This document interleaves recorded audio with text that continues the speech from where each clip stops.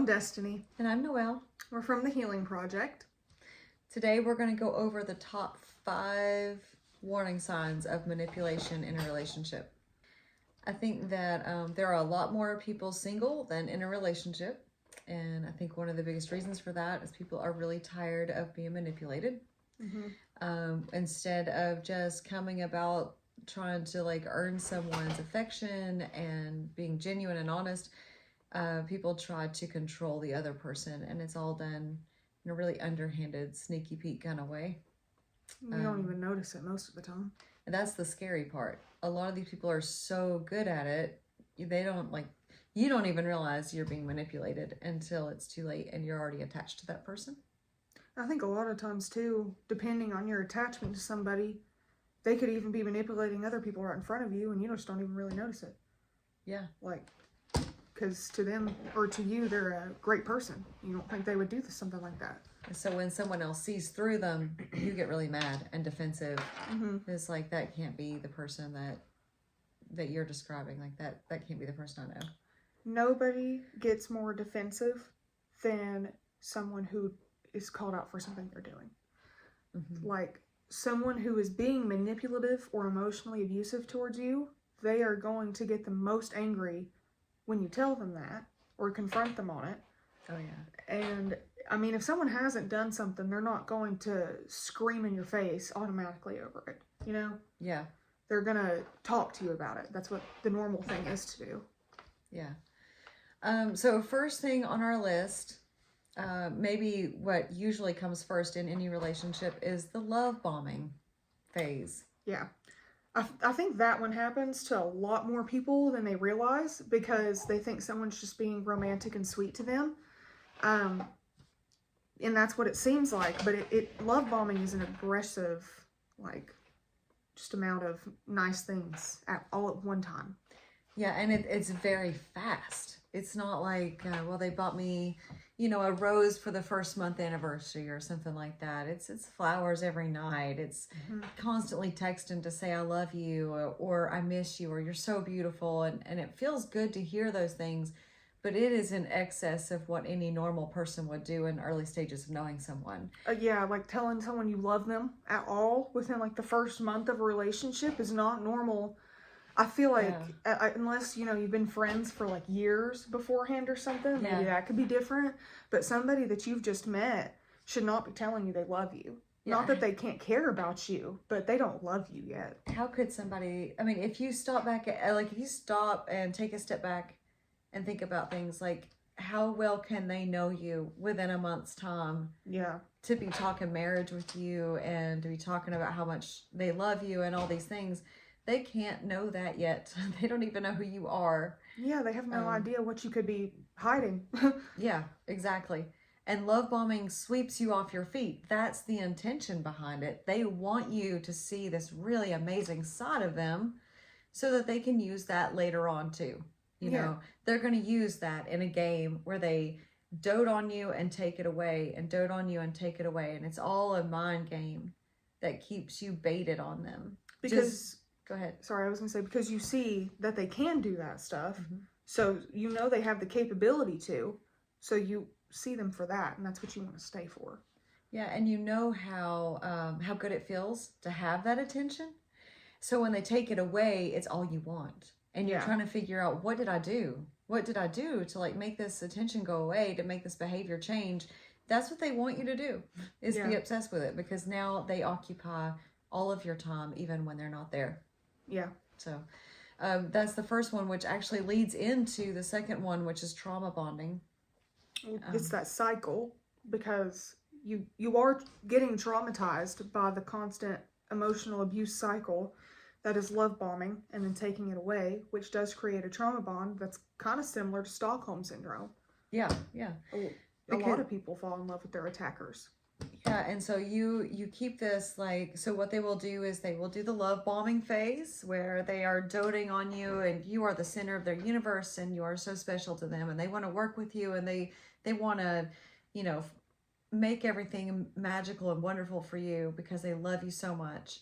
And then seemingly out of nowhere, they might pick fights with you. They might start putting you down. There might be underhanded comments that are actually insults. Like jokes described as insults and stuff. Yes, exactly. And they'll start to break away at your confidence, and whether the confidence is in them and how much you care about them, or if the confidence is in yourself, they're going to start chipping away at that.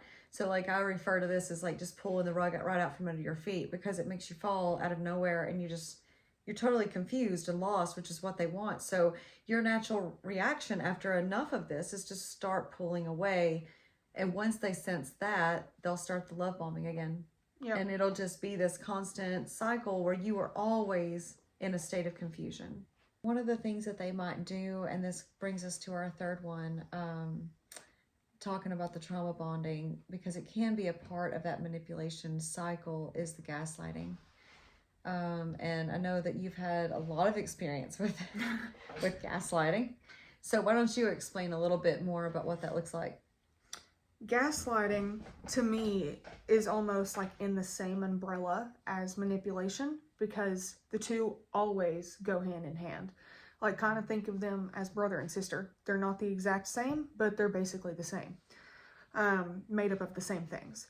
When someone is gaslighting you, that could be between you saying that literally the sky's blue, and it is, and they're saying, no, that's gray. No, that's purple. No, that is purple.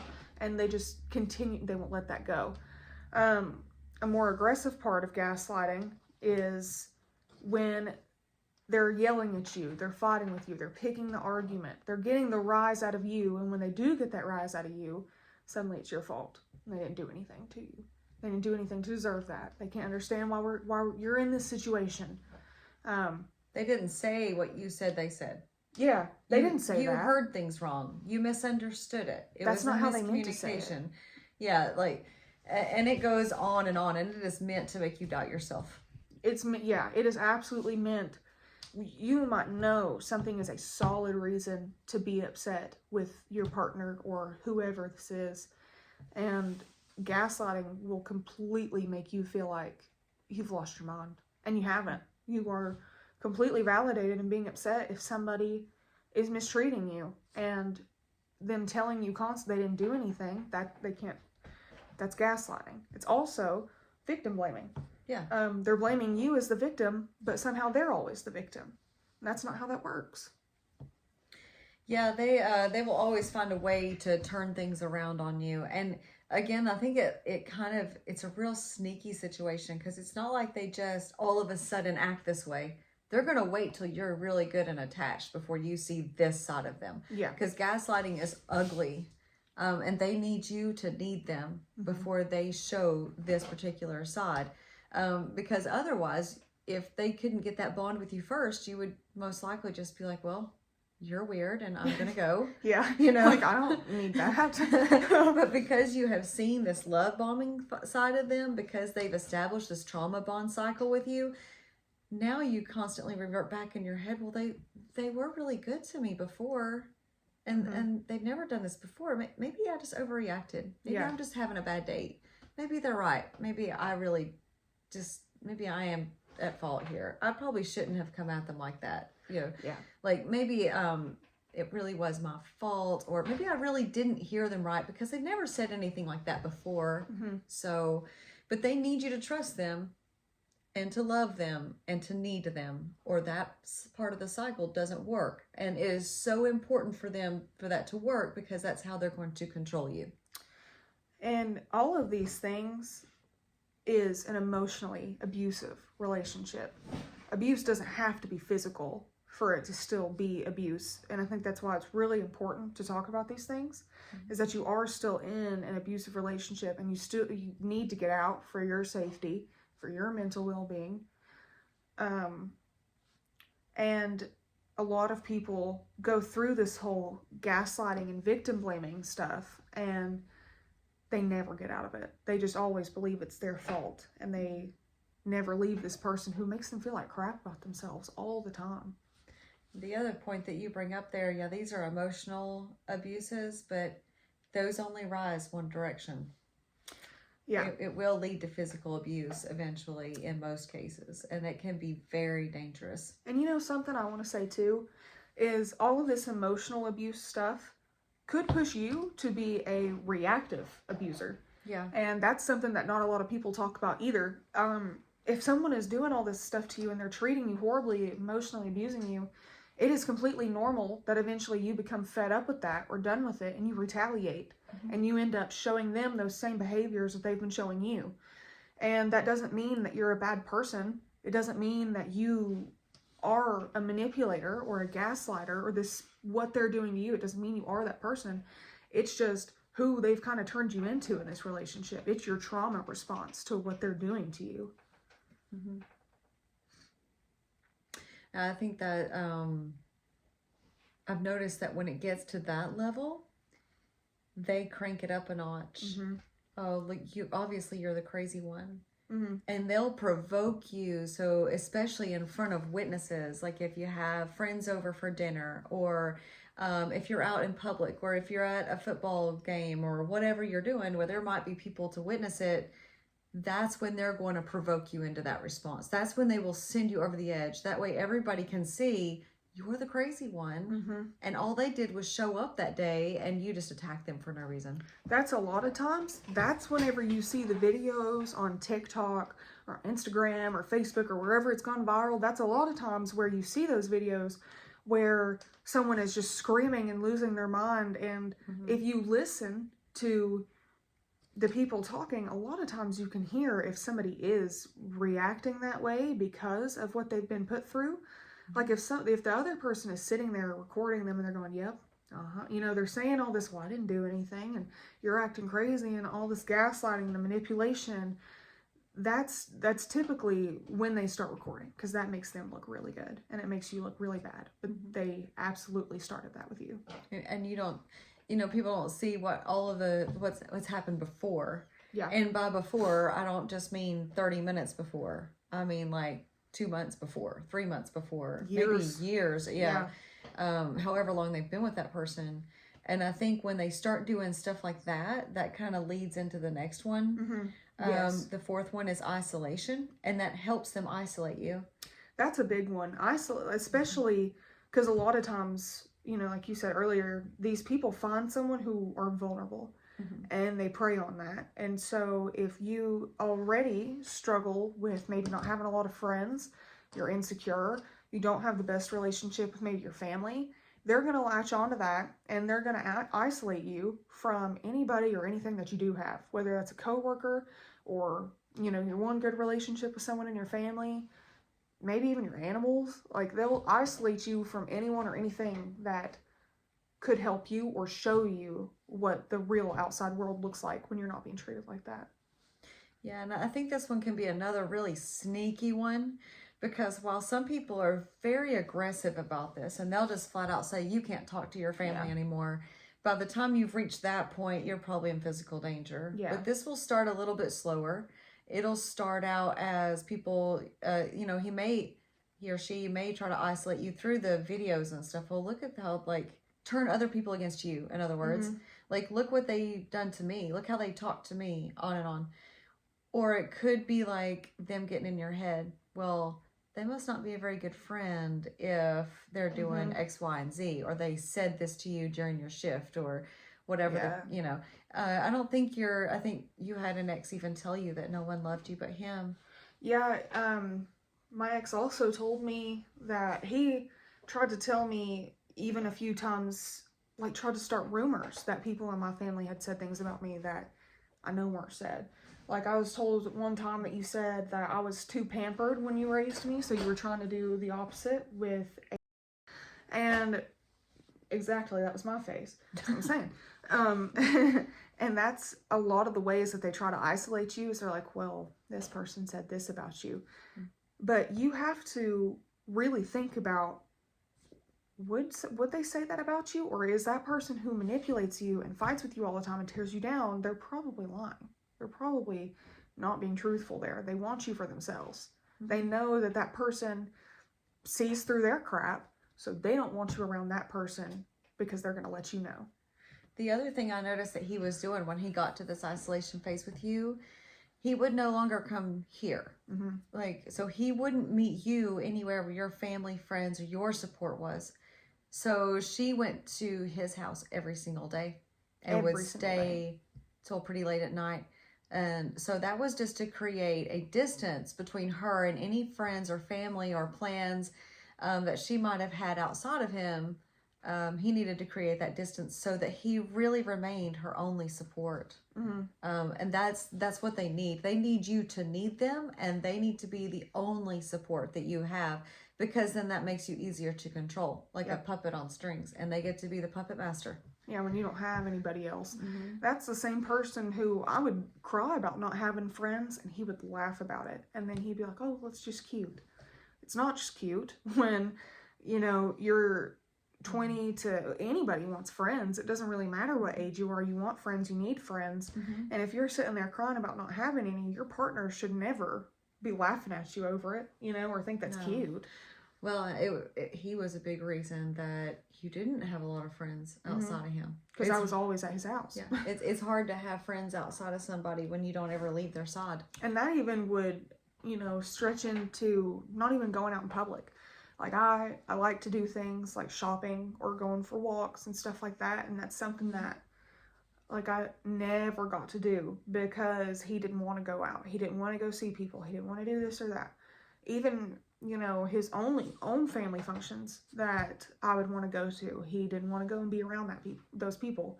It's because they don't want someone around you to see how they're treating you and, you know, warn you or talk to you about it or help you out.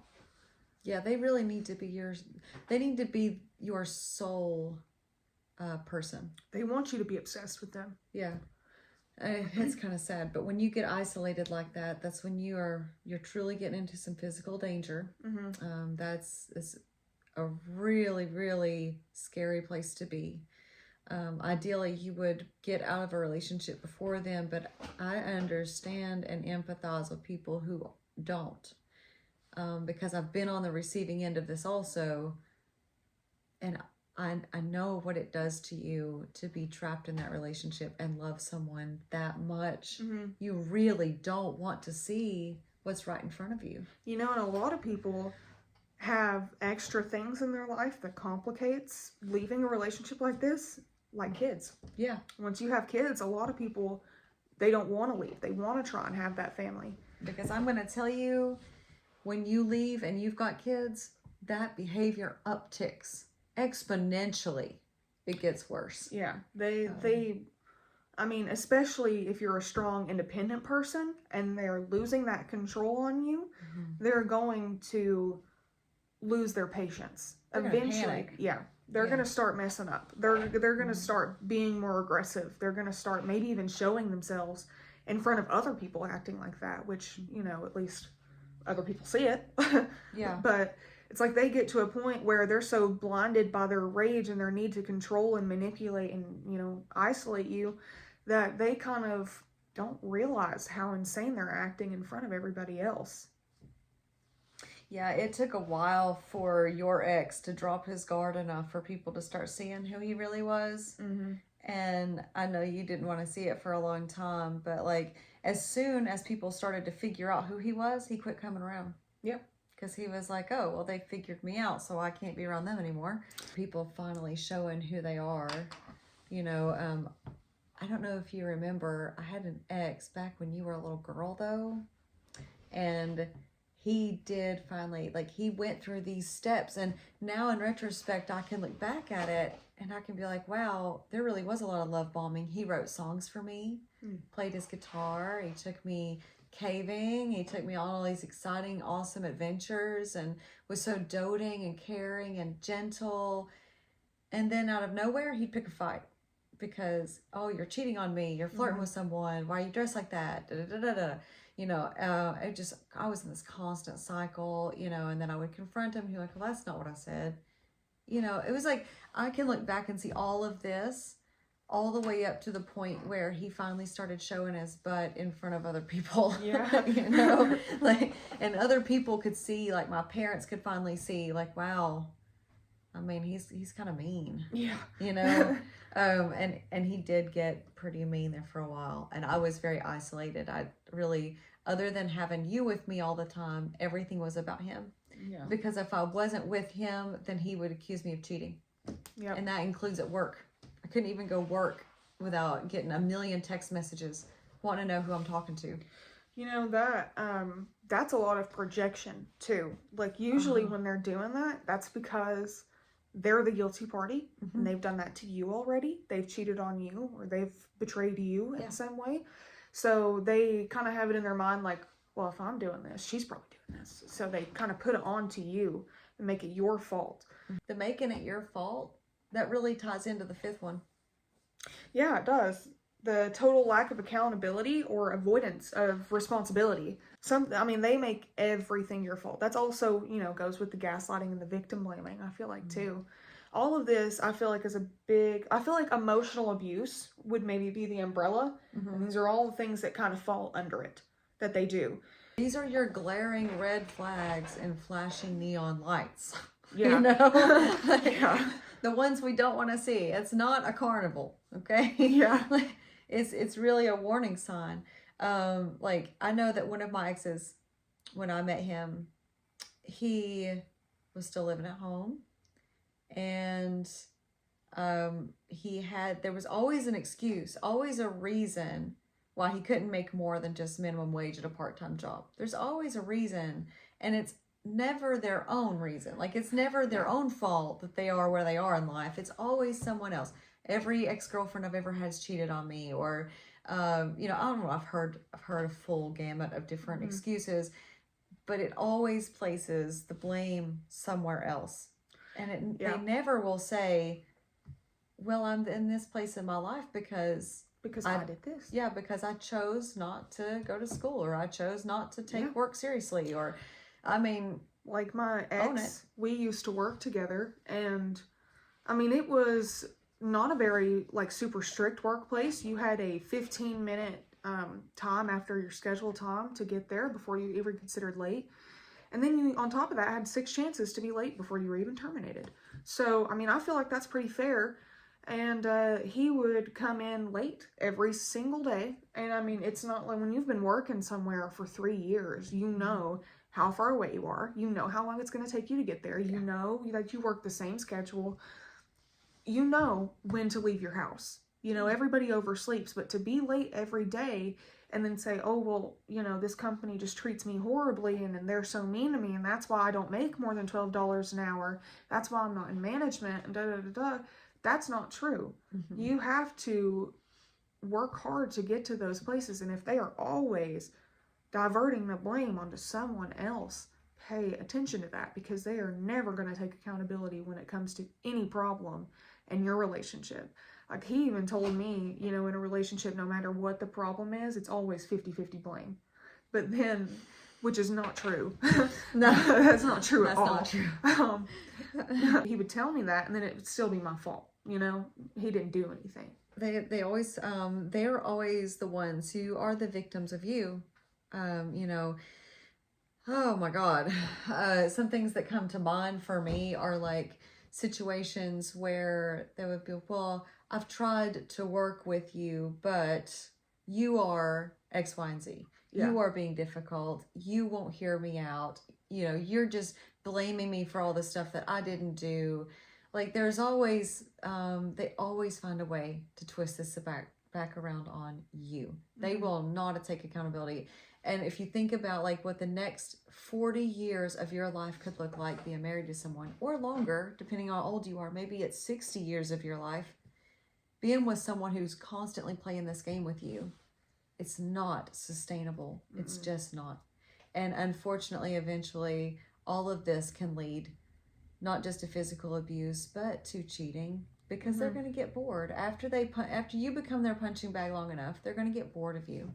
You're not going to be entertaining to them anymore because you're not a challenge. Yep. And they'll move on to someone else who is. And they may keep you around because they do own you after all. You're just part of you're a prop in their life. Yeah. You're just a trophy pretty much. Yeah, they still need you to be there to look at and dust off once in a while. But like, they're going to move on. Their interests will move on. and you're going to be left holding the bag on all of this. And it's a lot to heal from when you get into these trauma bonding relationships. It's a lot to try to heal from. I mean, unfortunately, I think there's a lot of manipulators out there, and until we start holding them accountable, this cycle does not end. Hypocrisy, I feel like, is also a big one too, because I had a male friend that I was really, really close with, and I wanted to go hang out with him, and then my boyfriend at the time, like, absolutely lost his mind about that, and I could understand, except he went over to women's houses by himself all the time, and that's supposed to be fine because they're friends, and they've been friends for like a decade, but because I haven't been friends with this guy for a decade, well, that's just cheating. That's automatically just cheating. It's going on a date. And I remember being baffled at that, because how can you go over to a woman's house by yourself and that's okay? Yeah. But I can't go on a, like on a car ride or whatever I was going to do with my friend. That makes no sense, you know? I think that, like you said, that just made you baffled.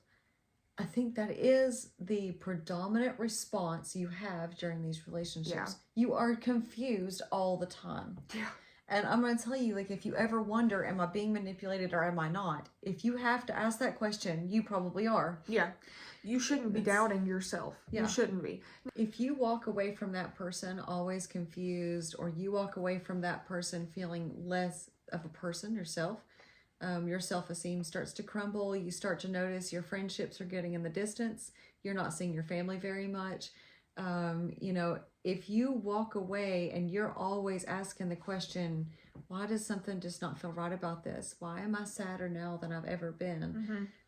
I know it's very difficult to distance yourself from the love bombing, but it's important to recognize all of that was a facade. Mm-hmm. The part that makes you feel like you're always questioning yourself, that's the real person. That's who they really are.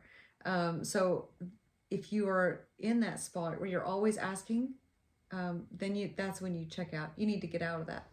I feel like you should listen to your body while you're in a relationship a lot too, because typically whenever someone's abusing you emotionally or whatever, you start to not take care of yourself, or the stress, really, like it just starts killing you, and it can kill you. Yeah. And your hair will thin, it'll fall out, you'll have dark circles, you won't be hungry, you'll lose weight, or maybe you go the opposite end of that and you start binge eating. And I mean, you should listen to your body and your brain in these situations, because it's trying to protect you. It's kind of like if you overdrink, you're going to throw up because you're poisoning yourself, and your body's trying to save you. It's pretty much the same thing. Yeah, that's a fair point.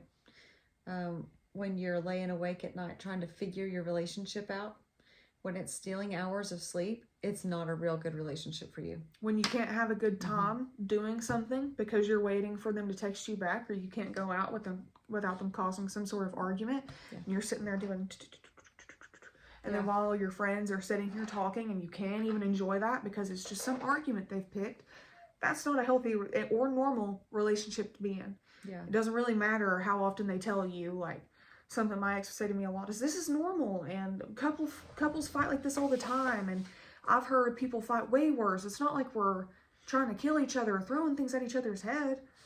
Okay, well, that's certainly not normal, but neither is, like, screaming at each other. Like, neither's good, really. Yeah, I was going to say, just because you're not physically abusing each other doesn't really mean that it's good. Yeah. I mean, if a relationship keeps you that upset, then there's your answer. Yeah. You're being manipulated, and it's an unhealthy situation. You need to get out of it. And it feels very scary, and like you're going to be alone when you leave these situations. But I mean, most of the time, I would say probably 9 or maybe even 9.5 times out of 10, when you finally leave this person behind, you feel this like weight off your shoulders. You feel this sense of freedom and relief, and you actually feel a lot happier than you ever did before. Yeah, it's hard to imagine it when you're in the middle of it. But 100% true. I agree with that. Yeah. It doesn't take very long for you to fill the gap that you feel like they have had this really significant part in your life, and you're not going to be able to fill that void. but it doesn't take long for you to fill that void, because all of a sudden you remember who you are. Yep. You're someone who likes to go shopping, or you're someone who likes to paint, or man, you haven't played the piano in like forever, or you haven't talked to your best friend in like 3 months, and you guys have a lot to catch up on. And then that's not just that best friend. You remember you have 3 or 4 other friends you haven't seen in a long time. Or how about your family? They haven't heard from you in a while. Yeah. Like, you start filling this void very quickly, even if it's with things like just solitude and just meditation. Yeah. Spending some time alone. Honestly, one of my favorite things to do is to go for a drive, especially whenever it's cold, like in the morning or at night, and I like to get a cold Monster, and I like to just go for a drive and listen to music. And that's something I've started to really enjoy doing like the past couple months. And it's like 30, 45 minutes of alone time, but I super enjoy it. And to me, it feels better than whenever I would go over to my boyfriend's house every day. Mm-hmm. Like, I was doing something with somebody that I loved every day, but this makes me way happier. And it's not really as scary as you think it's going to be. And that's not even to say that you're going to get over the things that they put you through super fast at all. I mean, that's something that I still struggle with, that I was talking to her about earlier. That's something that she struggled with for years and years. And I'm sure still struggles with, in some aspects at least. And, but that still doesn't mean that you're not going to be okay. And it doesn't mean that you're not going to be happier anyways. It's all just being patient with yourself and one step at a time. But the very first step has to be to cease that communication. But if you are in some kind of physical danger, there are safe places, safe houses you can go to and get the cops involved before you try to make that escape. The most dangerous for those people who enter in physically abusive relationships, the most dangerous point in your relationship is the moment you try to leave.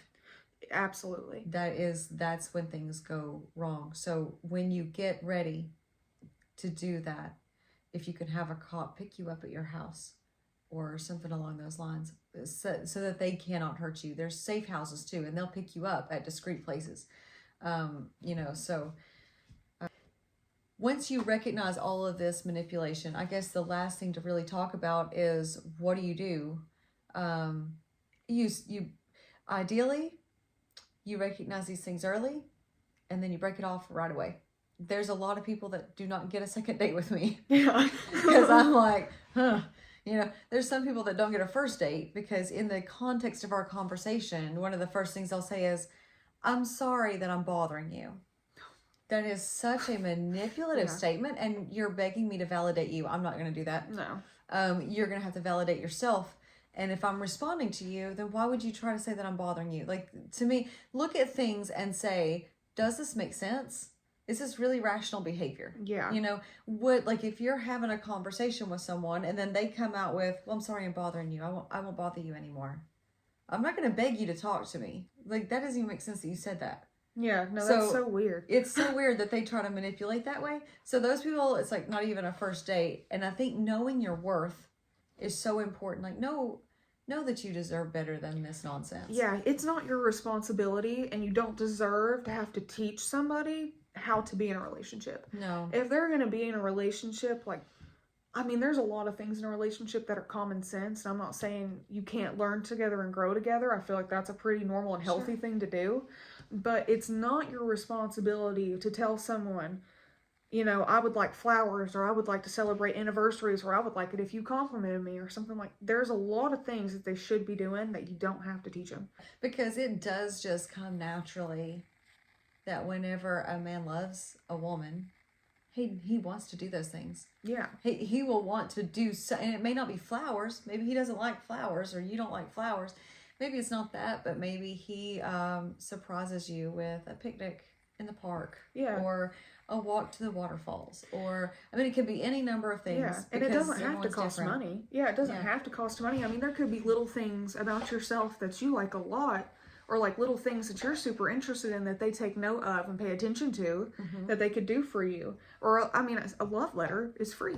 That's just effort. Exactly. And when someone, not everybody is the same mushy, romantic kind in a relationship, but it's about, finding somebody who does make the effort for you. You really should never have to ask them to make the effort, because if they are really invested in you and not just themselves, they're going to do it anyway. Yeah. Whether you're dating a woman or a man or whatever the case may be, they're going to make that effort if they care about you. I mean, think about it. You care about them, right? You care about that person, so you make the effort. Like, one of the things that I always did for someone that I was dating that I loved doing was I put little love notes in their lunch boxes, and I'd pack their lunch for work. And like, I realized like it's probably kind of silly, but it was one way that I expressed love to that person was to do that. So like that way they would open their lunch and be like, oh, look at this, kind of cool. To like remind them that, hey, I still love you even if you're at work right now. I mean, so like you're going to make the effort because you care about them and they're on your mind. And the same should be true for them to you. And it shouldn't be something that's like super complex, or they should never tell you, oh, I'm going to work on it. I'm going to work on fixing my behavior about this. And it's literally just buying you flowers. That is something like, that's not asking for a lot. That's not like I'm asking you to change some big habit or some big trait about yourself. And I think that gets down to like people being conditioned, and I don't want to sound biased, but I think women more so than men are conditioned to be people pleasers. Yeah. And to accept less. And so like they will accept bare minimum and then call that effort. Yeah. Or the even below standard, and they'll call that acceptable because they feel like that's really the best. They shouldn't ask for more. They shouldn't be an inconvenience. They shouldn't be a burden. Women are taught to see like abusive behaviors as flirtatious behaviors. These are all mindsets that we have to pull away from. And that one actually starts when they're like even in preschool or elementary school. The whole, if he hits you, then he likes you, or whatever. If he's being mean to you, then he likes you. Okay, well, that is not what we should teach people. It doesn't matter if you're talking to a little boy or a little girl. You should never teach them if someone's being mean to them or hitting them or something like that, they like them. Don't ever normalize that kind of abuse. So like love should not be a painful experience. Getting to know someone should not feel like it's moving so fast. You're in a whirlwind romance that does not exist outside of movies and books. I'm not trying to burst anybody's bubble, but I think part of what we need to do is get in touch with reality here.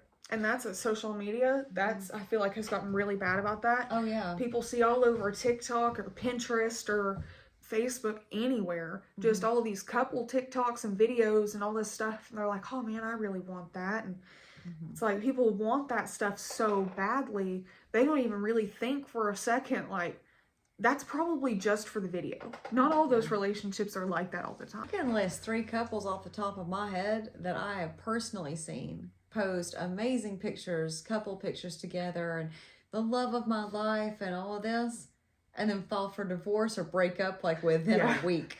I don't know if anybody like who's watching this has seen, and I'm going to talk about this again, I've been obsessed with it for weeks, the Murdoch murders. Because that was another family. It was like a wife and a husband, and they had 2 sons, and they seemed very successful on the outside, very happy on the outside, like the perfect happy family. And then he actually killed his wife and son. You know, like a lot of, and he was addicted to drugs and all this other stuff. You can hide a lot with pictures. Yeah. So, I mean, social media can be a really advantageous part of our lives. It can do a lot of great things for us. But I think we just have to stay grounded and realize, like, stay in reality with this. Like, don't let love bombing sweep you off your feet. Try to, and I'm not saying, like, look at the whole world with skepticism. Just look at it with realism. Yeah. Just see it for what it really is. If somebody is doting on you all the time, that's not healthy. It's not normal. The best relationships are built on slow-built, solid foundations.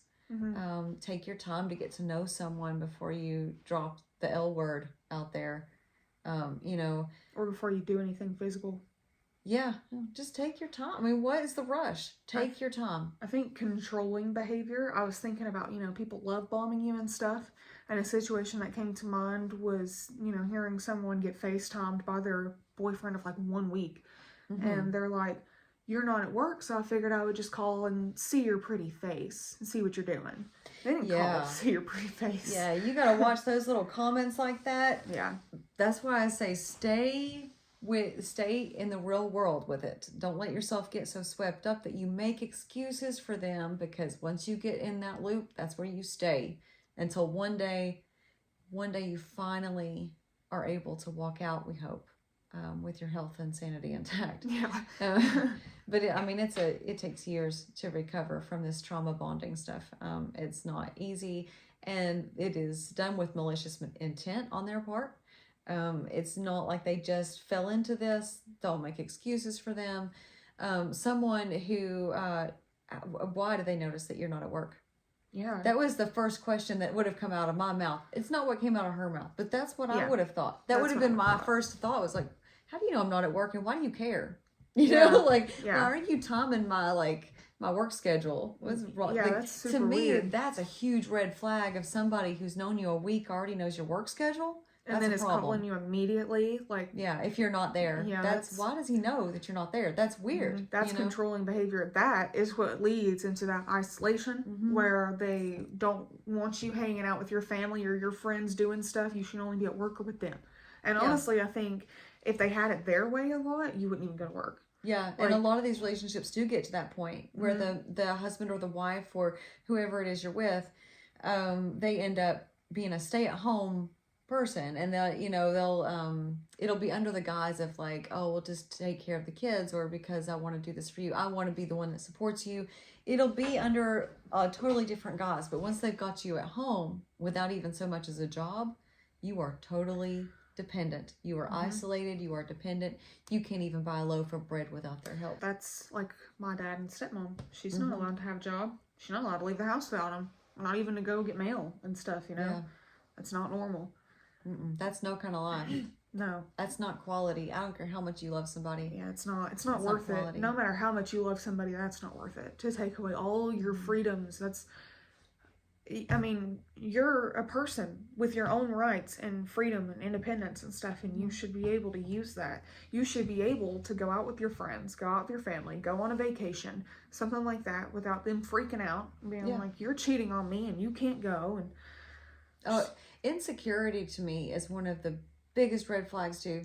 It is. It's not on this list, but insecurity is definitely something that when I pick up on that and I'm talking to somebody, I'm like, you are not going to make it long with me, because I am not here to stroke someone's ego. I am not here to make sure they have like the self-esteem of a god. That is not my job.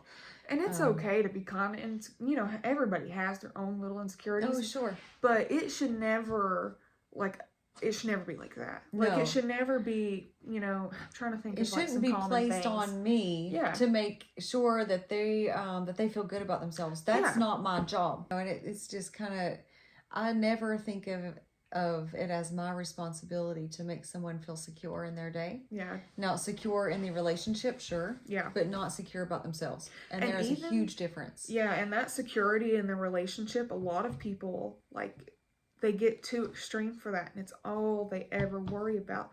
You don't love me. Are you cheating on me? You don't love me. You don't love me as much as I love you. Do you care about me? Why don't you call me much anymore? You haven't responded to my text in the last 20 minutes. Yeah, because I have things that are going on right now. Like, and that's more than relationship insecurity. That's just insecurity. Like, that's a lot of insecurity. That's the insecurity that it's not my job to fix that. Yeah, it's not your job to fix it. I have responsibilities, and I'm upfront with that. With people going in, I'm a single parent. I have hobbies of my own. I have a full-time job. I'm a part-time college student. I do not have time to babysit their ego. So I may not respond for a while because I'm not going to text them back if I'm driving. And driving is like the majority of my job. Yeah. Then I'll get fired for texting and driving. So I'm not going to do that. And if they can't wait till I get back from my visits in 4 hours, if it's an emergency, that dial 911. Yeah. And, you know what I mean? Like, I can help you more than I can. Yeah, I mean, I want to be there for someone, but I will not fall back into these manipulation traps again. Like, I will not. It took too long to gain my freedom. it's never going to happen again for me, I don't think. And that's the thing that you will notice about yourself. If you give yourself the chance to walk away and start over, you will find that there'll be days you really doubt yourself. But remember the times that you walked away because you saw the first red flag and you were like, actually, no, I'm not going to do that again. And that's how you know you're healing, you're growing, you're getting stronger. You don't have to repeat the cycle. Yeah. You can cut it off. And I know it's hard when you have kids with someone, because there's probably people out there and they're like, well, what if you have kids with them? And da-da-da. I understand that complication. I do. And it definitely makes it harder. It makes it harder. You have to be very good at setting boundaries. Follow the law, because they can use that to hurt you. So follow the law. Don't overreact. Don't underreact. Just my response to that would just be stick with your parenting plan. Keep your lawyer on speed dial. Follow the law. Report anything that needs to be reported. And remember that you have to do things for your children that you would never have been asked to do otherwise. Yeah. So, and it's just, you will get stronger, but your boundaries must be consistent, and you have to learn emotional detachment, because your children become chess pieces for some of these people. For some unfortunate women who have to go through that, their children are chess pieces. And that's not fair, but fair and real have nothing to do with each other. Yeah. So nothing's fair sometimes. Yeah. I mean, that sucks, but that's just the truth of it. It makes it harder, but it doesn't make it impossible, and it doesn't mean that you shouldn't leave just because you have kids. That actually, to me, is all the more reason to leave. It was for me. Yeah. I feel like that's definitely like the bigger, that makes your needing to leave even more bigger or stronger, whatever. I just wanted to say that things like narcissism or borderline personality disorder or bipolar, depression, anxiety, all of those mental health struggles are valid, but it does not excuse their behavior. And when you can't excuse someone's behavior, even though they have mental health disorders, because that is what helps them walk all over you with that. They need to do their road work before they get to your house. Yeah. That's how I feel about it. It's like, I mean, you know, I understand through thick and through thin, but that is a different scenario. That's when you are already married to someone and, man, life really hits them hard. Yeah. And that's, I mean, that's when the rubber meets the road, and a husband and wife pair, they're there for each other and they lift each other up and they help each other through the really hard times. That is a different picture than someone who has this diagnosis and refuses to deal with it. Yeah. And then they want to put it off on you. It's two different situations. Anyone can fall into a depression, and life can happen to anyone at any time. And it's great to have your partner with you or your support person with you to like get you through those things, to help you heal. And, you know, I'm not saying that you should never be there for someone. But there's a big difference in being there for someone because life happened to them, and them using you as their punching bag because they don't want to cope with their own mental health issues that they have going on. Yeah, you can't be someone's emotional stepping stone. No, absolutely not. That does not work. It's too many roles to play. So, to recap what we've already said. So, the 5 biggest red flags, in our opinion, that you're dealing with someone who's manipulative and could be a dangerous partner for you would be love bombing, trauma bonding, gaslighting or victim blaming, isolation, or a total lack of accountability. Yeah, that avoidance of responsibility and the accountability. Yeah.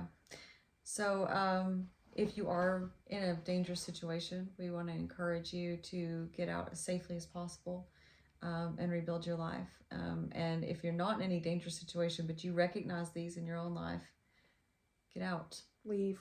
Yeah, just rebuild. Just leave. You're going to be fine. It's not going to get better. Yeah. I mean, once this starts, it doesn't get better. It's not like they just have one of these traits. It's all of them. Even if they don't all present themselves at once, it is all of them. And they will eventually show you that in time. Yeah. And so in our house, we have a motto: difficult does not mean impossible. And so difficult can be scary, and difficult can mean you're going to have to do some problem solving and look at your life from different angles and try to figure out what the best way to approach this is. If you need to seek legal counsel, then do that. I'm not telling you to do anything dangerous or illegal or anything like that, but just get yourself to a spot where you got a support group and you can start rebuilding your life. I have no regrets from ending my relationship with my narcissist. Do you? No. Yeah, no, it's definitely better. You know, once you start healing and you start seeing it all, like, I mean, first you're mad. I mean, mad as all hell that happened to you. But then you start to see, like, you know, a new life is possible. Yeah. And so that's what we want to tell you tonight. A new life is possible. No matter how hard that seems, there is way. So we will put in the link or the description or whatever, we'll put some resources for you, some hotlines that you can call. We also have a TikTok and Facebook page. So there's, you know, you can reach out to us or comment and stuff like that. And, you know, if you need advice or if you need help, so we can help. Yeah. Yeah, we'd love to. All right. Well, thanks guys for joining us. Don't forget to like and subscribe. Bye. Bye.